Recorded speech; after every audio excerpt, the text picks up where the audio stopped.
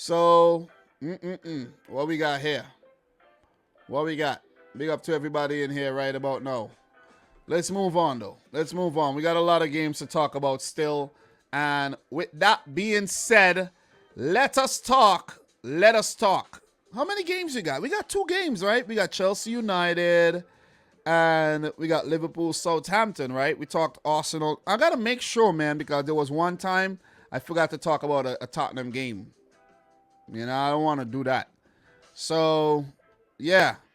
Let's talk Liverpool Southampton. Liverpool 4, Southampton 0.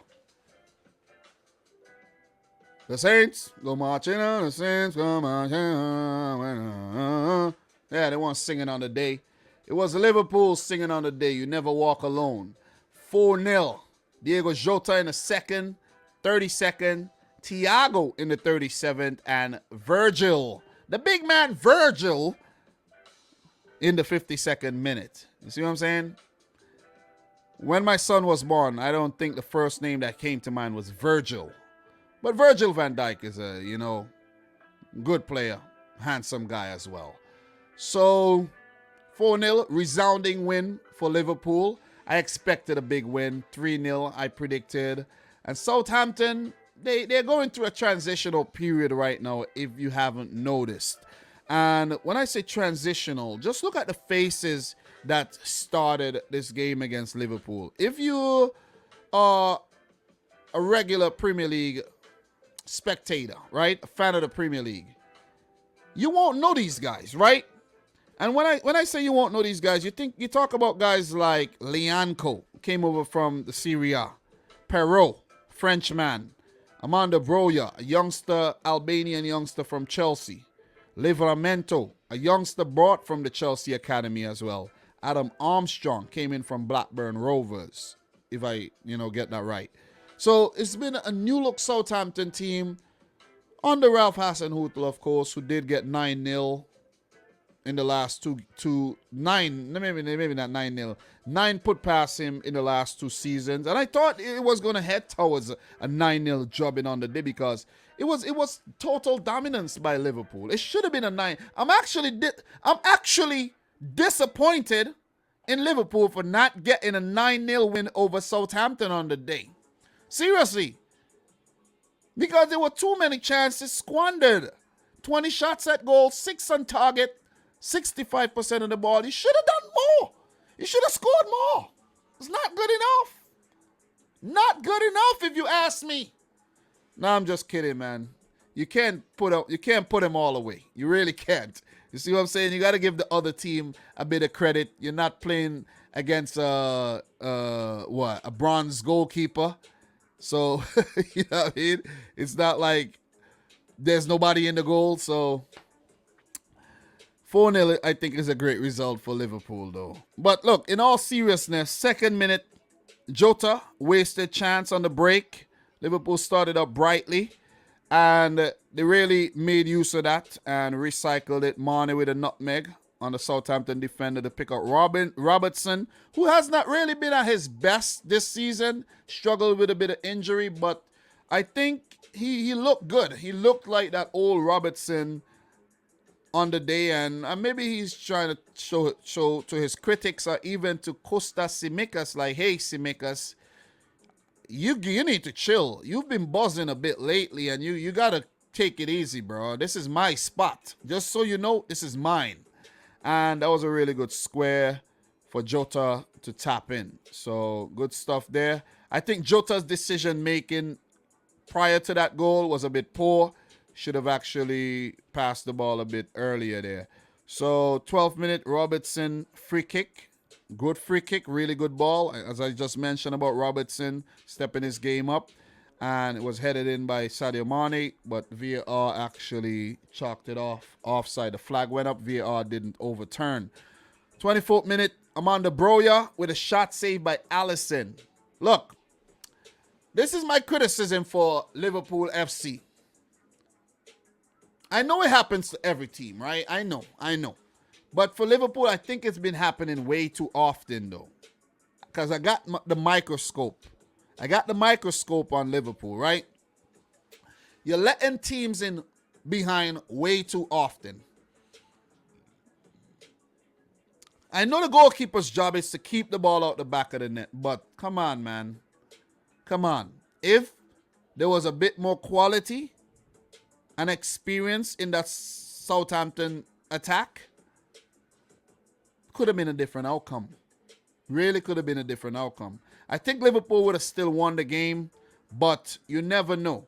1-1, Liverpool may have taken a different approach. You see what I'm saying? So the defense, I think, as I mentioned prior in a previous video, I think is the weakest part of Liverpool's team right now. And I know some people may say, nah, it's the midfield. But if you look at the midfield, Thiago and Oxlade-Chamberlain, they had solid games. I think the defense is where Liverpool's Achilles heel is at right now. It was a good little period for Southampton, but they didn't take advantage of it, and Jota scored a second goal in the 32nd minute. Very good build-up. Salah Henderson and Jota linked up for another tap-in. 2-0 for Liverpool. Brace for Jota. There was a little handball in the build-up there by Trent Alexander-Arnold. But let's hope at the end of the season it doesn't become consequential where goal difference has to separate things and we got to go back and say that goal should have been chalked off. So for now, it's okay. For now, it's okay. Thiago Alcantara, though. I got to talk about Thiago, right? Because I know, you guys know last season, I really went in and I spoke very negatively about Thiago, but I think it was actually merited. Thiago was not good. And it could be a situation where, like for João Cancelo, he did not have the best first season for City. And then for Thiago, coming over from Bayern Munich, where he had won 1 million trophies during his time there, it was that transition period wasn't smooth. Had to get settled in. But he's been good this season. I got to give him that. I got to give him that. Thiago has been good. And I see someone is asking me about Gini Wijnaldum. When you have Thiago playing like that, you don't miss a Gini Wijnaldum. You see what I'm saying? I know, yeah, you'll still miss a Gini Wijnaldum, but you get what I'm saying. With Thiago playing at high levels, he could give you exactly what Gini Wijnaldum would give you. Maybe Gini would be a better tackler and have better work rate, but Thiago with the passing and the goal threat that we just saw in the last two games, one in the Champions League and the other against Southampton. So you guys know me, man. If a player is playing shite, I'm going to say he's shite. Simple. If he's playing well, I'm going to give him his props. There won't be a player playing well and I'm like, nah, I'm hating and I'm saying the player's not playing. Nah, it's not. I'm not going to do that. I'm not going to do that. You see what I mean? So, well done, Thiago, on bouncing back. And let's see if you continue in that good vein of form. But that was a good goal. Poor clearance by Southampton. Thiago with a shimmy, a fake, send the defender the wrong way, and a good left-footed shot deflected into the back of the net. I know, another thing I want to mention, whenever Liverpool concede goals, they like to say, it was a deflection. What are you talking about? It was, that was a deflection too. You see what I'm saying? I think it would have gone in at the far post. The goalkeeper would not have got to it, but it was deflected off the Brazilian, Lianco, into the back of the net. So good goal there in the moment of the game where Liverpool just, put their dominance on Southampton. And, sometimes you're trying to, these words, man, you're trying to get these words don't flow sometimes. But, you see what I mean? But you get what I'm trying to say. But 3-0 there, 3-0 at halftime is exactly where you want to be, whether it's against Southampton or whoever you're playing against. You want to be 3-0 up where you could actually approach the second half the right way and you know how to approach the second half where you got 3 and you don't need to overcommit. Just manage the game, see out the rest of the match. Don't really go too hard and sub off, key players for the next game. And that is exactly what Klopp and Liverpool did.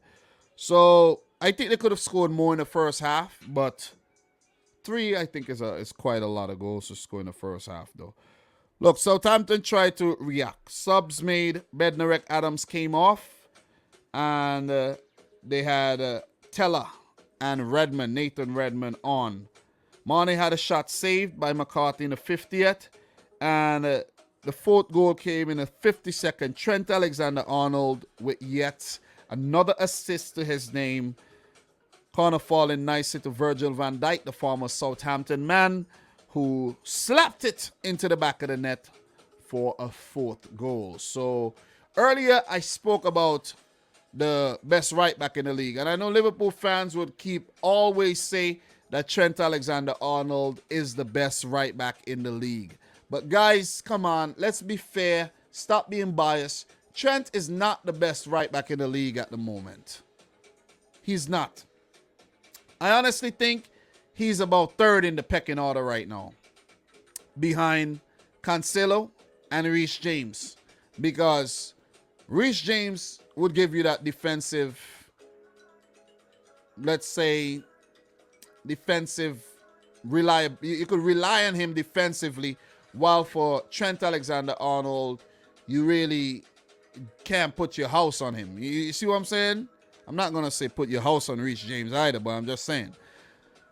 And João Cancelo has just been exquisite with the dribbling, these outside of the foot passes, just his vision, and also in his defensive side of the game, he's been awesome as well. You see what I'm saying? While Trent is on the other spectrum of the defensive abilities. I'm not saying he's 1 out of 10 defender, but he's average when it comes to defending, man. People may say, yeah, he's above average. No, he's not. But guess what, man? He's only 23 years old. Still have a lot to learn. Still got a lot to go, a long way to go. And when it comes to the attacking side of the game, I give him that. Champions League, 3 assists in 3 games. And for the Premier League, the man has already racked up 7 assists in 11 matches with a goal to go to that. So when it comes to the attacking side of his game, I cannot take that away from him. But defense, man, is lacking big time. So Southampton did get a good break as well in the 53rd minute. Nathan Teller to Armstrong, who I think was awful on the day. Very, very bad on the day. I think he would want to forget this game. That was not one of his best games at all. Adam Armstrong. And squandered. Definitely. I like that Klopp took off Oxlade-Chamberlain, who has been really good though. And I think this is one of the best runs in a team that Oxlade-Chamberlain has had in a while, because he's always injured, and coming up against his old team Southampton, it would have been a joy for him. You see what I'm saying? And Milner also came off. Wait, did I get that right? Did I get wait, let me just get that make sure I get that substitution absolutely right. It was Ox and Milner coming on for Thiago and Henderson, pardon me. But it's good to see him actually get that run in the team.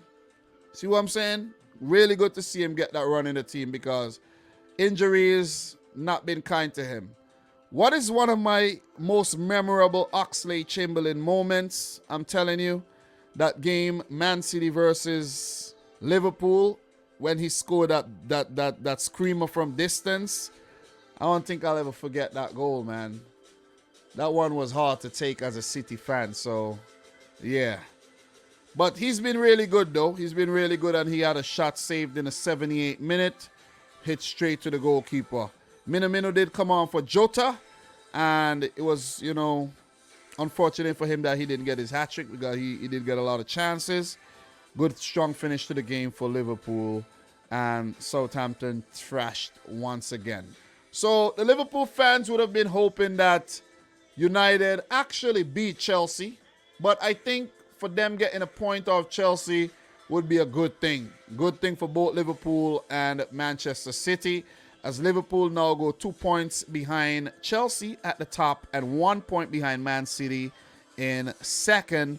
But you could see the gap between Liverpool and West Ham is now stretching It's now 5 points, and we could see the top 3 teams just getting away from the others, where we all have come to the conclusion that it's going to be a 3-horse race for the Premier League title. So it's good, man. 13 matches, about a third through to this in the season right now, and it's shaping up. Chelsea, City, Liverpool. Which one will get the title? You take your pick. Take your pick, man. Take your pick. The Chelsea fans would say it's long overdue after that title under Antonio Conte. City fans would say, listen, back to back, baby.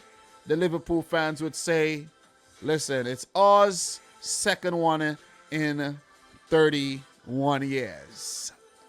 32, about 32 years. So, good win for Liverpool. I expected it. Don't know why we're all surprised that this happened. Maybe because Southampton did beat Liverpool last season. But I think that was just a rough time that Liverpool had in early 2021. Or let's say in the back end of last season. So for the Reds, their next game would be a huge Merseyside derby against Everton. And this is the right time to play Everton. I know Everton do show up, whether they're in a bad state. Whenever they're playing against Liverpool, they do show up. But this is a big game. Liverpool are favorites, of course, this time around. And for Southampton, their next game would be against Leicester City. So they would have to bounce back there. After a great period, they have now suffered back-to-back losses in the league. So that's my thoughts on the game. Let me know yours in the chat. Do appreciate it.